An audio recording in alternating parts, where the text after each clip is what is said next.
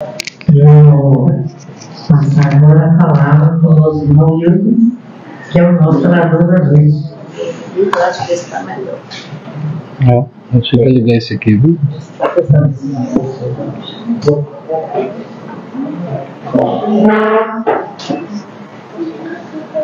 Muito boa noite. Ninguém comeu feijão hoje. Vamos tentar de novo. Muito boa noite. Que nos abençoe e inspire Jesus. Emmanuel nos ensina que a melhor forma de nos apropriarmos da mensagem do nosso mestre e modelo guia Jesus é nos reportando para aqueles dias, buscando aqueles ares, sentir aquelas pedras miúdas das praias de Cafarnaum a tocar os nossos pés, e neste panorama divino adentrarmos no sentido da mensagem de Jesus. João, no capítulo 8, versículo 12, ele nos traz esta narrativa de profunda excelência, de um momento no qual Jesus encontrava-se arruído por aqueles homens que se achavam os doutores da lei no templo de Jerusalém. Aqueles que não entendiam como aquele jovem nazareno, de olhar tão penetrante, mas de origem tão simples, poderia trazer um verbo tão quente que aproximava aqueles que, ainda que excluídos da sociedade, se sentiam ao seu lado revigorados, encorajados a seguir. Era muito estranho para eles, diante de tamanha simplicidade, Jesus alcançar aqueles corações e mentes e produzir alegrias que eles não conseguiam, embora trouxessem no corpo as anotações dos trechos do seu livro sagrado. Como poderia aquele jovem se apresentar como luz? Pois aquele diálogo registrado por João, que se dera quando ele afirmara: eu sou a luz do mundo, eu sou a luz do mundo, e quem me segue não andará nas trevas.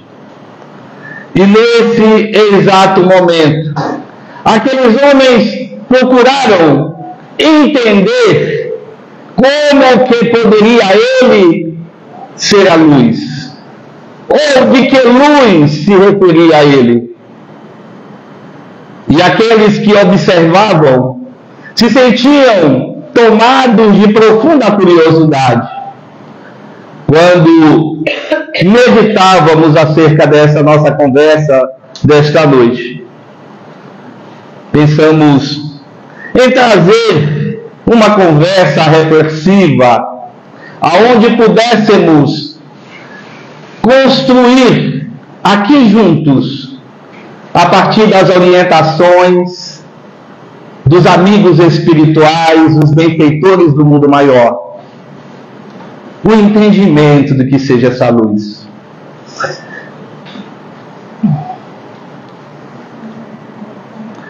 A princípio, o que é seguir alguém? Pois afirmara Jesus: quem me segue não andará nas trevas.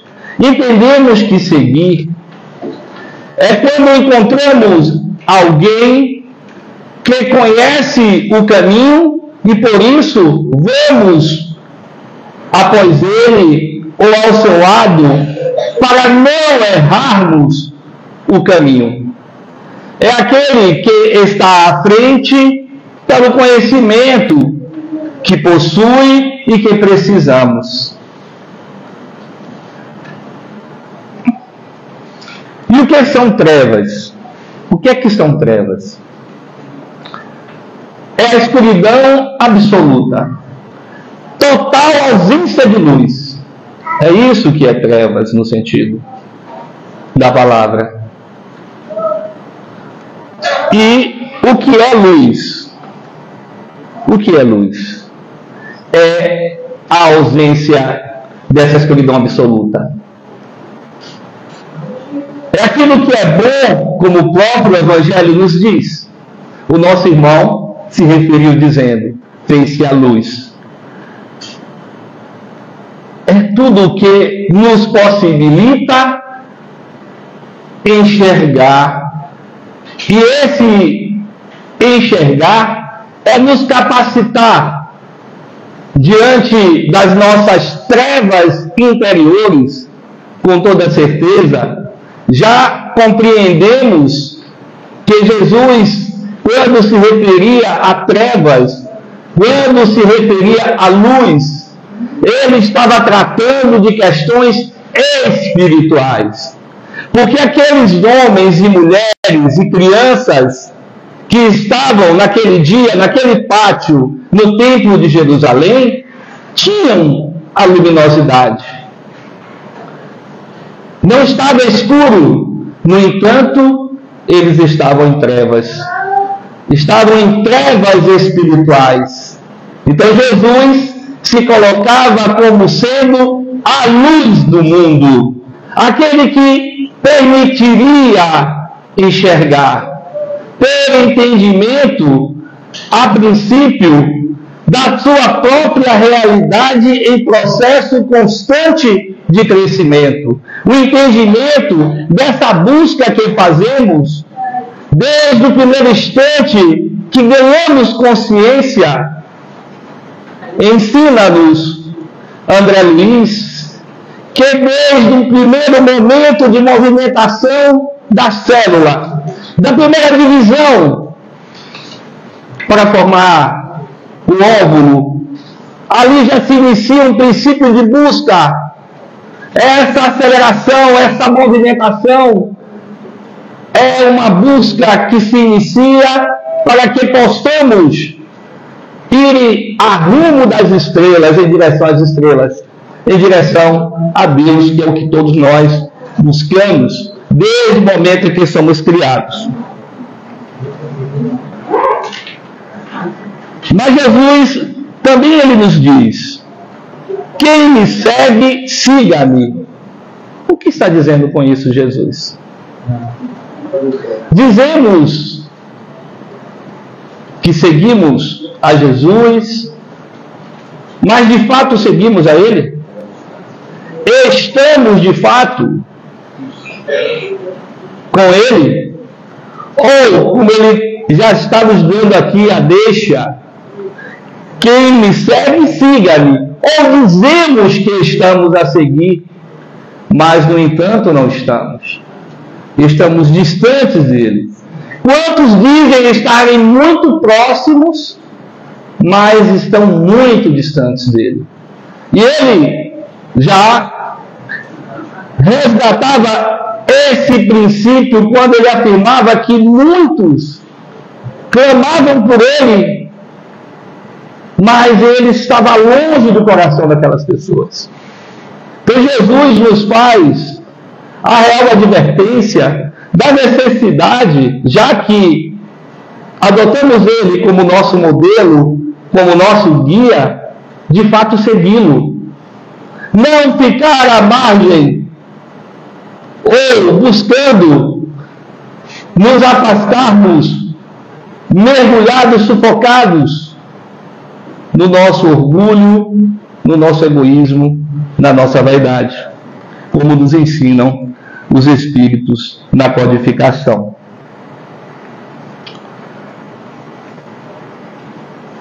E nos diz ainda Jesus: vós sois a luz do mundo. E aí eu pergunto: vós sois a luz do mundo?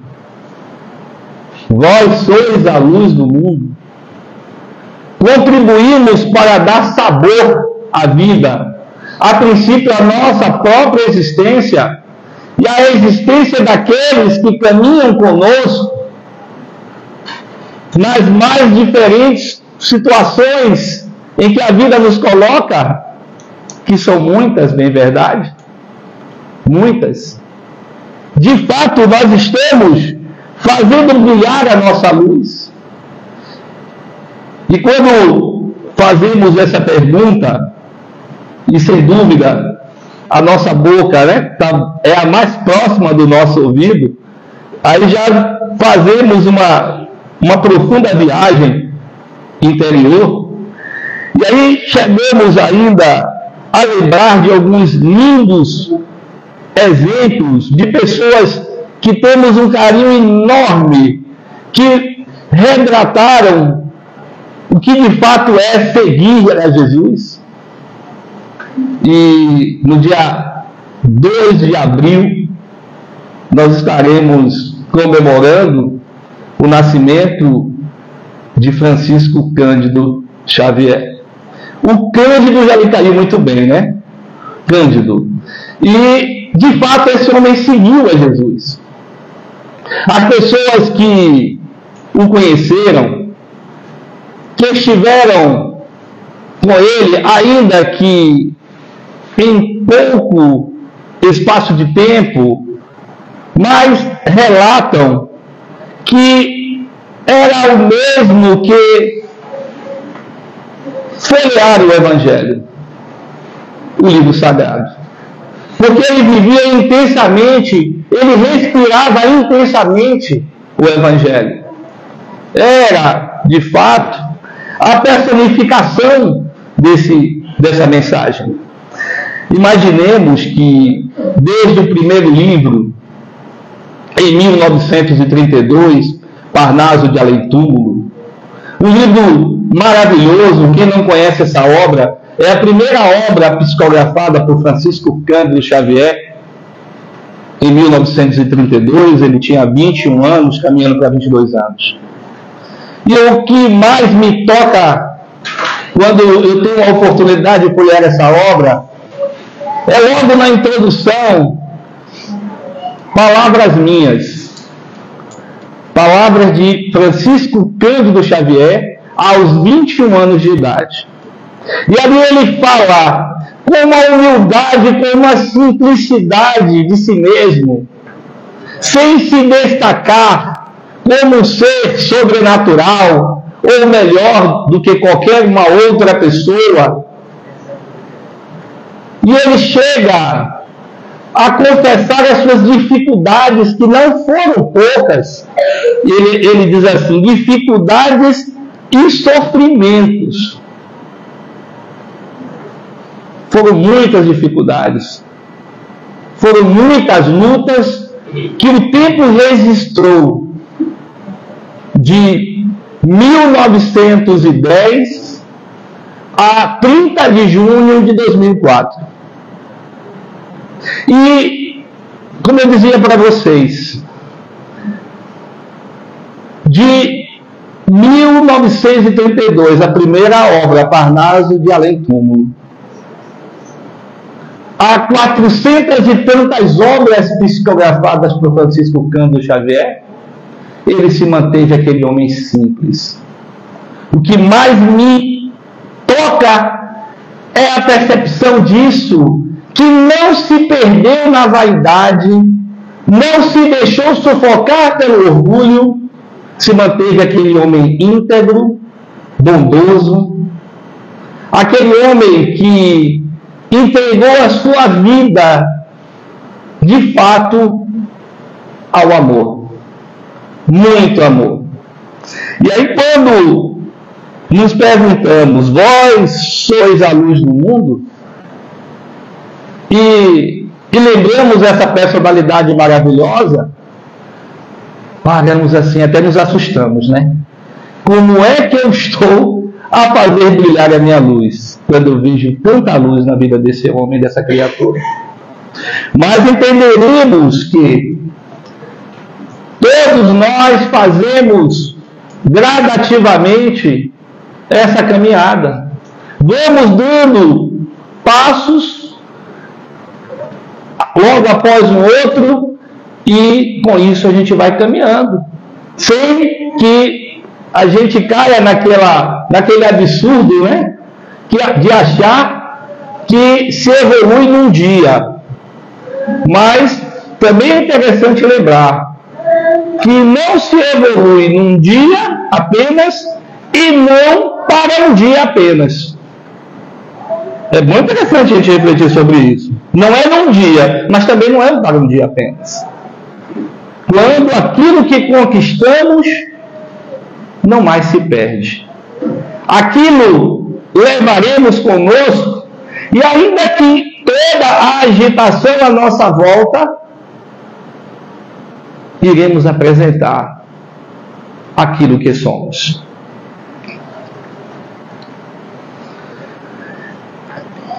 André Luiz, ele nos traz um material muito bom. Aqui essa casa estuda André Luiz, né?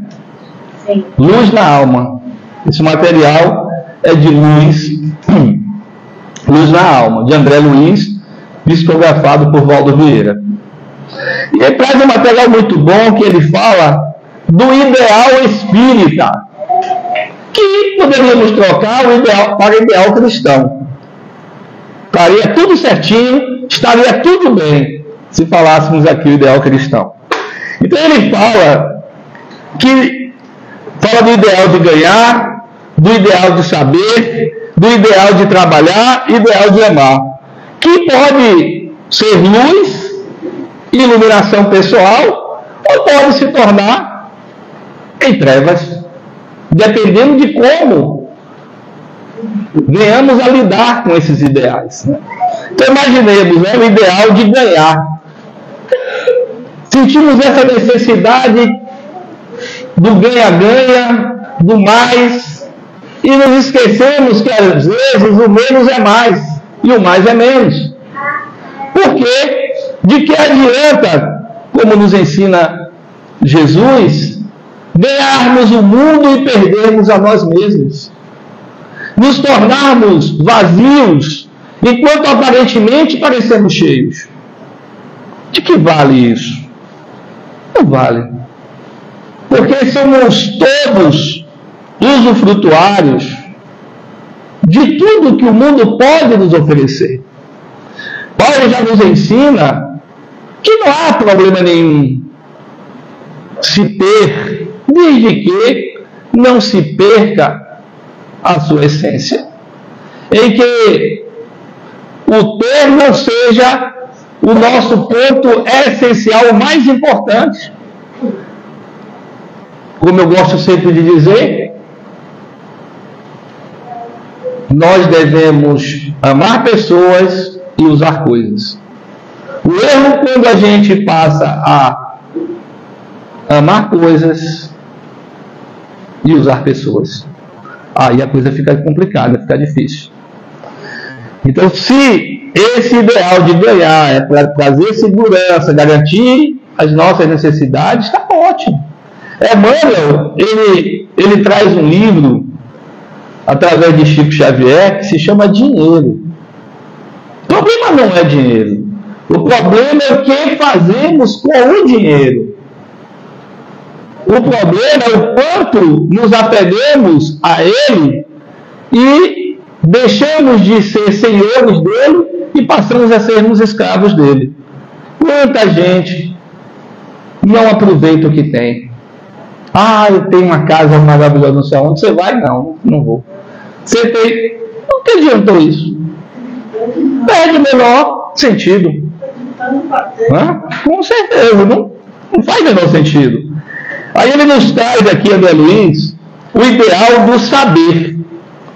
O conhecimento é uma ponte extraordinária para a nossa libertação. Como disse Jesus, o invocado desta noite, o homenageado desta noite, ele nos diz que conhecereis a verdade e a verdade... Olha que eu não quero sair daqui com a impressão que vocês não estão fazendo o dever de casa direito. Vocês não estão ouvindo isso pela primeira vez. Conhecereis a verdade, vos libertará. Né? O conhecimento liberta. Quanto mais conhecimento temos, mais empoderamento temos. Quando se quer dominar, é uma estratégia antiga. Se nega o conhecimento, se oculta o conhecimento. Então a gente percebe que o saber bem utilizado, de forma a nos tornarmos presunçosos, aplicarmos esse conhecimento como esse ganhar esse dinheiro bem, isso se converterá em iluminação pessoal, em luz, em algo bom.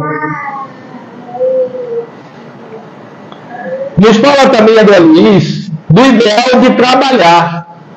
O trabalho ele é necessário. Existe lá no Livro dos Espíritos a lei de trabalho. Trabalhar é necessário. E a lei do trabalho nos diz que o trabalho precisa estar de acordo com o quê? Quem lembra? Trabalhar sem cessar? Não. De acordo com as nossas forças. Então ele traz um equilíbrio muito grande. Esse trabalho que desgasta muito sem que essa pessoa consiga, como já foi lembrado aqui, usufruir das coisas que consegue produzir, sem que ela possa ter um tempo para si mesma, um tempo para a convivência com o outro. Se isso não existir, não está sendo luz. Não está sendo algo que estará nos auxiliando nessa nossa busca de nos tornarmos criaturas melhores, seres melhores. Estará tendo uma ação inversa a isso, nos comprometendo cada vez mais, porque estará nos distanciando do nosso propósito, porque nós reencarnamos, e tem um amigo espiritual que sempre nos diz isso, que todos são aqueles que estão achando que reencarnam aqui para viver uma eterna diversão. Todos são esses. Então precisamos meditar bem em relação a esses ideais, para que possamos converter as nossas ações em processos iluminativos. E aí o maior dentre todos, o ideal de amar. O ideal de amar. E como nos disse Paulo, o amor é que de fato dá valor a tudo que fazemos. É o que disse nossa irmã Madre Teresa de Calcutá. Não é o quanto fazemos, mas o quanto de amor colocamos no que fazemos. E eu conversava logo quando eu cheguei, porque esse papinho a coisa melhor que tem é a gente chegar um pouquinho antes, né? Quando a gente chega assim, em cima da hora, a gente perde esse tempo maravilhoso de a gente conversar com o companheiro ao lado. E essa conversa ela é bacana, porque às vezes alguma coisa assim que a gente não estava percebendo, isso a gente acaba chegando para a gente consegue perceber. Aí eu cheguei mais cedo aqui, a gente estava conversando, eu e o Iracema, eu fazendo a minha terapia com o Iracema, e aí ela me dizia assim, poxa, ela é muito contente, ela falando da alegria que ela tem de dirigir esta casa, que tem trabalhadores tão devotados, trabalhadores tão dedicados, que de fato, como disse Madre Teresa, bota amor no que faz. E isso é que faz toda a diferença. Porque às vezes está se fazendo muito, mas esse muito, como eu disse, se torna-se pouco, porque não está se colocando amor no que está se fazendo. Mas se se faz com amor, o pouco que se faça, ele se torna muito. Porque tem um alcance muito maior. Muito maior. Porque nós, embora estejamos vivendo essa experiência material, nós somos seres espirituais. Seres espirituais, vocês me perdoem, confusos. Mas somos seres espirituais. Por quê? Porque fazemos uma confusão danada. Muito grande. E a gente percebe que tem muita gente aplicando muita energia em coisas que de fato não atendem a esse anseio, essa fome que ela tem de valores espirituais, de se sentir uma pessoa melhor, de se sentir uma pessoa feliz. E essa energia então está sendo desperdiçada por demais. Então nós somos confusos, né? Confusos. E esse ideal de amar, e quando eu falo, mas por que pode ser trevas, né? Eu achei muito interessante uma definição dada por Francisco Cândido Xavier, quando ele dizia assim, tudo é amor. Aí alguém chegou e perguntou para ele assim, e as pessoas que odeiam, e as pessoas que manifestam ódio, que praticam o mal? Aí ele sorriu e respondeu, é o amor que adoeceu. Mas assim, tudo é amor, né? O amor que adoeceu. Então, se esse amor adoece nessa belíssima expressão de Chico, de fato está sendo trevas, né? Se a gente está nesse caminho. Mas se a gente bota esse amor em movimento, na prática do bem, aí torna-se uma outra realidade. Júnior, por favor. Bom, e aí a gente falou de amor, não teria como a gente trazer aqui um raciocínio, né, para a gente entender ainda o que é seguir Jesus, que eu trago aqui o seguinte pensamento para a nossa reflexão. Como eu havia dito a vocês, eu pensei nessa palestra como uma proposta reflexiva, né? Uma proposta de a gente fazer as nossas viagens aqui interiores. E aí eu trago aqui esse ensinamento maravilhoso. O amor que tenho é o que dou. Aí está dito tudo, né? Às vezes a gente está esperando muito daquele que não tem esse tanto que a gente espera para dar. E a gente diz assim, olha, eu me decepcionei. A culpa é sua. A culpa não é dessa pessoa. A culpa é sua. Você que idealizou algo além, não foi capaz de avaliar de fato e buscou mais do que ele podia dar. Imaginem vocês que se vocês me pedirem 1 milhão, vocês vão se decepcionar, porque eu não tenho 1 milhão para dar para vocês. Eu não tenho para mim. Imagine como eu vou dar. Agora, se vocês pedirem a Iracema, aí já é uma outra história. Aí muda. Mas é isso. Precisamos ter esse olhar. Jesus, quando ele afirma eu sou a luz do mundo, era porque de fato ele tinha muito para dar. Ele tinha muito para ensinar. Joana de Ângeles chega a nos dizer que tamanha era a sua consciência de si mesmo que levava-o a afirmar eu sou, porque ele tinha a noção real de quem era. Ele conhecia a sua história. Conhecia a sua história. No entanto, todos aqueles pigmeus que estavam diante dele, pigmeus morais, esses não conheciam a sua própria história. Imaginem. E aí, temos que analisar que se o amor que eu tenho hoje não é o que eu desejaria, eu vou estar me esforçando cada vez mais para alcançar esse nível de amor. Eu vou estar agindo num exercício constante, no ideal do que eu desejo alcançar. Sem que com isso a gente entre num processo de culpa. Eu sou a criatura mais imperfeita da face da terra. Como eu não sou capaz de fazer isso? Vamos buscar estabelecer, a princípio, uma paz conosco. Porque se a gente não vai conseguir a paz do mundo se a gente está em guerra consigo mesmo. Então precisamos iniciar um processo de pacificação. Ah, é verdade. Isso eu ainda não consigo, não. Mas eu já reconheço que eu não consigo. Já reconheço que não consigo. Eu participei de um evento alguns anos atrás, uns mais de 10 anos atrás,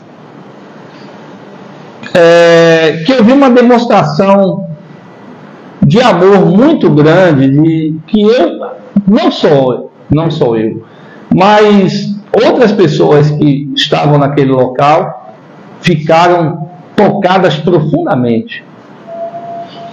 E eu digo assim, meu Deus, eu gostaria de chegar a isso aí. Foi o que eu pensei, né? Eu gostaria de chegar a isso aí. Não me vi diante daquela cena a capacidade para isso. Um total desapego e despedimento daquele rapaz. E quantas situações como essa a gente vê diariamente? Pessoas num exercício tão grande de amor que falam, meu Deus do céu. Já naquele nível que disse Madre Teresa, do doer. Ama até doer. E dói, viu, gente? Júnior, por favor. Bom, e o que se falar das trevas pessoais, né? E aí eu achei interessante que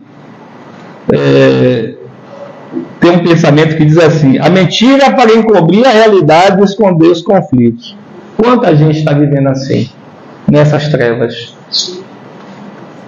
Nas redes sociais é o que a gente mais vê. Todo mundo está com sua vida resolvida nas redes sociais. Todo mundo está com a vida resolvida. O problema é fora das redes sociais. Mas nas redes sociais, todo mundo só posta sorrindo, todo mundo só posta tomando champanhe, na praia, todo mundo está bem. Se a gente ficar pelas redes, ficar só acompanhando a vida de alguém pelas redes sociais, a gente vai dizer, meu Deus, essa pessoa não tem problema não. Não tem problema não. Está tudo lindo e maravilhoso. Ninguém está nessa aqui não, né? Não precisam responder. Não precisam responder. Mas, de fato, gente, então eu tive uma experiência que foi assim bem impactante, mas foi bacana. Assim, a nível de aprendizado, né? Eu tava uma pessoa que eu sabia, né? As pessoas sabiam, ela vinha assim fazer uma devastação, no meio familiar. E aí ela disse assim, aí ela conversando, aí ela começa a se colocar, aí eu percebi claramente isso aqui, né? Ela, é por isso que eu vivo assim, que eu faço isso, que eu faço aquilo, eu escutando as pessoas ali. Aí eu falei para ela assim, seu mundo interior, só você quem sabe. Eu não acredito que da forma que você está fazendo, você esteja em paz consigo mesmo, esteja bem. Mas é o que você quer demonstrar. E o que adianta isso, né? Às vezes a gente quer mostrar bem-estar para o mundo e a gente está um frangalho por dentro. Você está fazendo coisas que você sabe que não é legal, mas você tenta explicar, justificar, mas eu estou bem, é por isso que eu faço isso, que eu faço aquilo. Está nessas trevas pessoais. Nessa metáfora, nesse sentido figurativo de luz e trevas. Vamos lá, Júnior? Outra aqui para a gente pensar. Afirmar amar e tratar o ser amado como propriedade. Quantos estão nessa aí? Hein, gente? Ah, eu amo, mas você de fato, você vê, você age e você não admite que o outro pense diferente, ou como a gente costuma brincar, né? Que não é de acordo com a nossa cartilha. Isso é amar? Amar é muito mais do que isso. E Jesus mostra isso pra gente, né? Tem uma música, me parece que é de Rita Lee, que ela fala de amor e sexo. Não, é Rita Lee, amor e sexo. Ela faz assim uma análise comparativa, ela aí fala, né? Amor é 1, sexo é 2. Isso é perfeito. Não tem outra história. É isso aí mesmo, né? Imagine se Jesus vivesse a angústia daqueles homens que acompanharam ele não entenderem a sua mensagem. Imagine se Jesus, não, eu sou. Estou plantando, isso vai germinar. Eu não tenho pressa, mas vai germinar. De fato, germinou. Eu tenho até que horas? Tenho 10, até 10 e quanto que eu posso ir? Até meia-noite? Vocês me aguentam até meia-noite? É? Rapaz, Júnior não gostou de ir até meia-noite não, viu? Trevas pessoais. Achar que tem controle de tudo e de todos os acontecimentos. Exigir dos outros perfeição, né? Outra treva que a gente precisa estar apagando com a luz, colocando luz nisso. Como é que é isso, gente? Será que a gente tem controle sobre todos os acontecimentos da nossa vida? Não temos. É uma ilusão muito grande achar que temos. Nós não temos. Não temos. E aí, a gente se culpa muito porque as coisas não ocorreram como a gente tinha pensado que ocorreriam. Fugiram da nossa programação, do nosso planejamento. Mas, de fato, nós não temos. Imaginemos que nós não temos o controle nem sobre a própria existência. Porque eu posso terminar essa palestra aqui e nem sequer chegar em casa. Vou chegar no mundo espiritual. Nem pense que eu vou morrer, não. Vou chegar lá. Mas posso não chegar mais no corpo, não chegar mais aqui no plano físico. Tem que ter cuidado com relação a isso, né? Por sinal, quem assinou a lista do livro, Júlia não falou, mas vai ter um outro sorteio e vai receber o livro daqui a 30 dias no mundo espiritual. Alguém não tem como correr, logo ele vai fazer o sorteio aí do número, viu? Eu não assinei, tem uma chancezinha de... Mas é isso, gente. Nós não temos o controle, né? Então, quando ele fala assim, quem me segue não andará em trevas, ele está falando justamente da gente colocar luz diante dos nossos passos, dos nossos entendimentos. Um outro drama que a gente vive muito grande é querer ser aceito pelos outros. Quer que o outro aceite a nossa opção. Sou eu que tenho que me aceitar. O outro é problema dele. E ele que se resolva se ele ficar botando energia, porque não diz respeito a ele. Eu tenho um direito. Chico dizia, eu dou direito aos outros de serem como elas quiserem ser, e a mim como eu quero ser. Acho que devo ser. E é isso que a gente precisa fazer, esse entendimento. Parar de exigir perfeição dos outros, já que nós não somos perfeitos. Então sejamos perfeitos. Vamos buscar essa perfeição. E aí agora, talvez, porque quando chegarmos nessa perfeição, já não vamos mais nos importar com isso, tenho certeza. A gente gasta uma energia muito grande em coisas que não vão nos ajudar a resolver os dramas que viemos aqui resolver.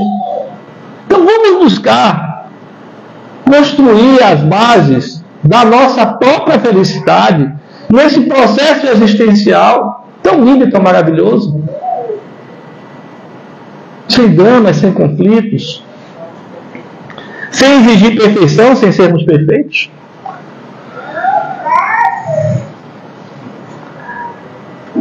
Bom, falamos de trevas, vamos falar luz no caminho, né? A cada tropeço, levantar novamente e retornar à marcha do bem.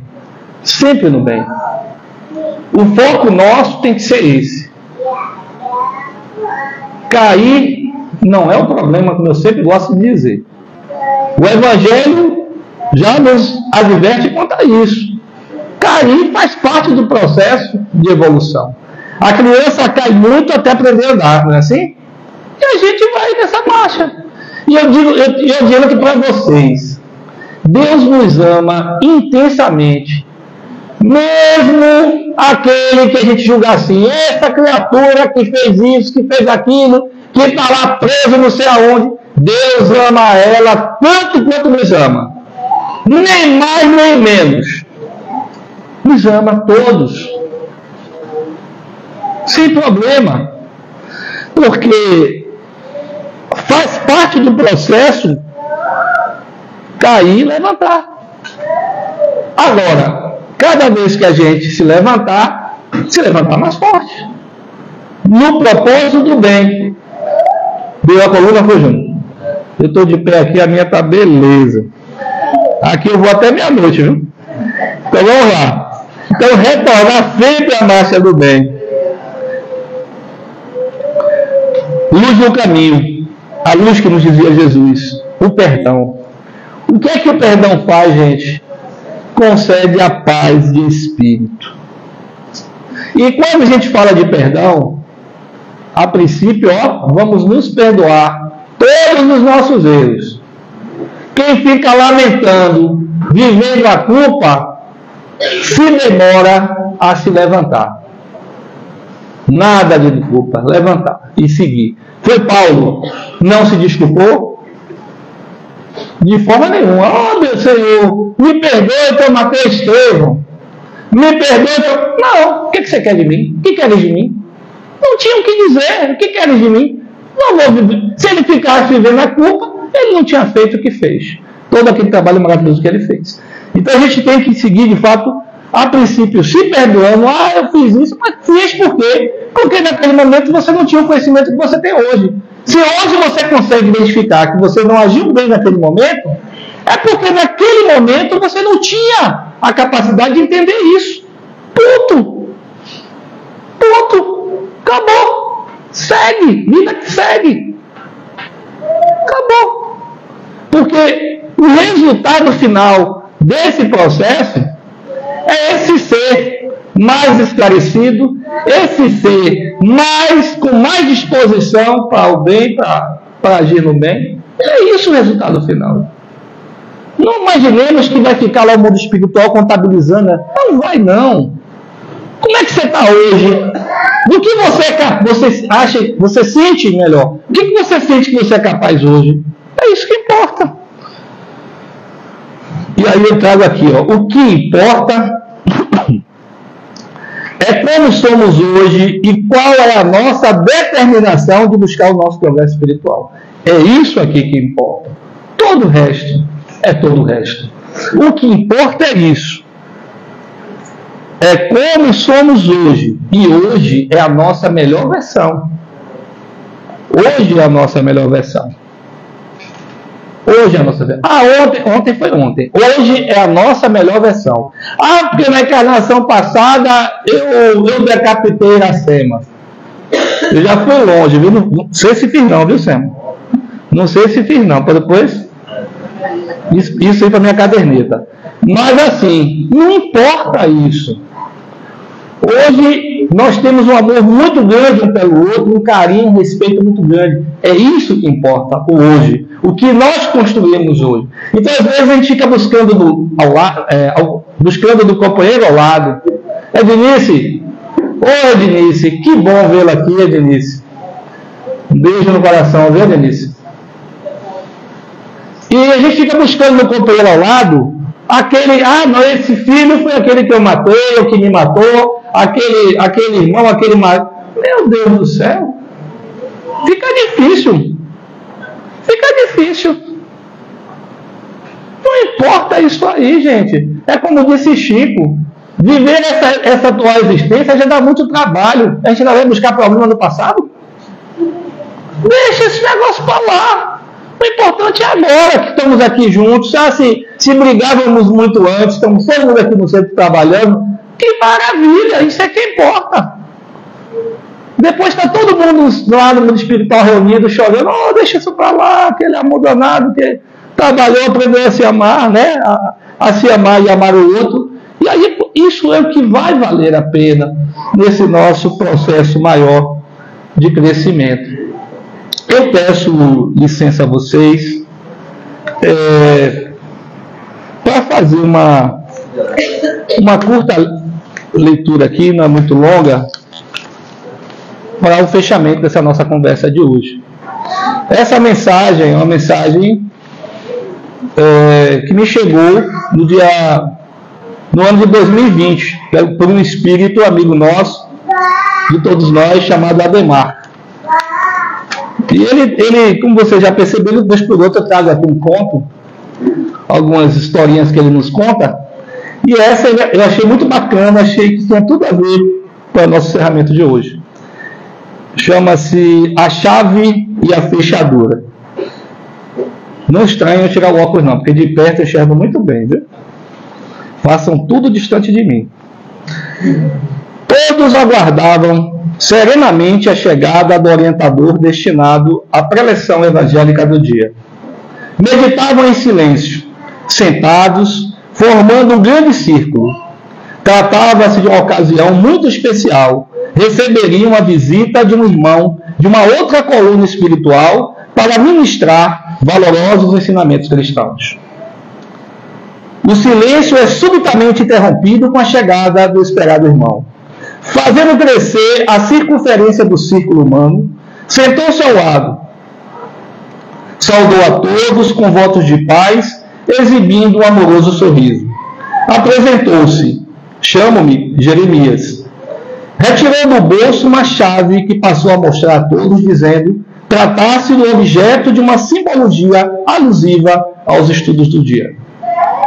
A chave, disse o eminente orientador, representa os ensinamentos e valores cristãos que devem destravar as fechaduras pessoais que impedem as criaturas de despertar para as necessidades, de melhorar-se e de fazer as mudanças desejadas. A fechadura representa os velhos vícios adorados no altar do orgulho, da vaidade e do egoísmo, exigindo a chave certa de correspondente segredo. Onde encontraremos a desejada chave que nos libertará dos velhos vícios? Perguntou Hugo, com os olhos úmidos e os ouvidos atentos. Jesus se fez nosso modelo e guia, respondeu o orientador, ensinando-nos pelo exemplo diário a destravar as fechaduras do coração. Humilde, cuidou e serviu generoso os muitos doentes da alma. Quando chamado de bom, reconheceu sua pequenez diante da grandeza de Deus. Quando convidado a opinar sobre pagar ou não pagar os pesados tributos legais ao Império Romano, transcende do aspecto material a perigosa armadilha em forma de pergunta inocente e ensinamentos genuinamente elucidativos, demonstrando que devemos buscar o mais importante e duradouro, agindo no mundo sem descuidarmos da busca constante de Deus, servindo e amando. Diante da mulher temerosa e envergonhada, salva do tribunal do ódio e da hipocrisia, Jesus nos revela a importância redentora do perdão que traz como máxima estender as mãos ao pecador, ajudando-o a afastar-se do erro, modificado pelo toque do amor, tornando-se uma nova criatura. Agredido, não agrediu. Ofendido, não ofendeu. Incompreendido, soube compreender as limitações morais dos seus carrascos atormentados, oferecendo a sublime lição do amor, nunca mais esquecida. Jeremias agradeceu, levantou-se e abraçou Hugo, dizendo: Jesus é a chave que liberta, abrindo as fechaduras do coração. Nós estamos diante de uma festa do calendário cristão, a chamada Semana Santa, e o que eu desejo a todos é que nos santifiquemos, porque não é a data, não é o dia, e percebemos que é muito comum trocarmos, nas datas do calendário cristão, trocarmos o personagem. No Natal, Papai Noel. Na Semana Santa, o coelho, Jesus pelo coelho, e e os símbolos que não nada representam no meu entendimento, né? Embora toda uma simbologia, que o pessoal faça toda uma narrativa em torno disso. Eu sempre achei muito estranho, porque nunca soube que coelho botasse ovo. E o que é mais interessante, de chocolate, né? Então, assim, a gente precisa estar refletindo, porque o que parece ser um ato inocente, de fato não é. Porque com o passar do tempo, a gente vai perdendo o sentido do que a data busca trazer a nível de ensinamento, que é não deixar cair no esquecimento, deixar cair, né, no descaso, fatos tão marcantes como aqueles dias vividos pelo nosso Salvador, como nos disse o Espírito Ademar, aquele que de fato é a fechadura que abre as trancas dos nossos corações. Que Jesus nos abençoe. Muita paz. Muito obrigado.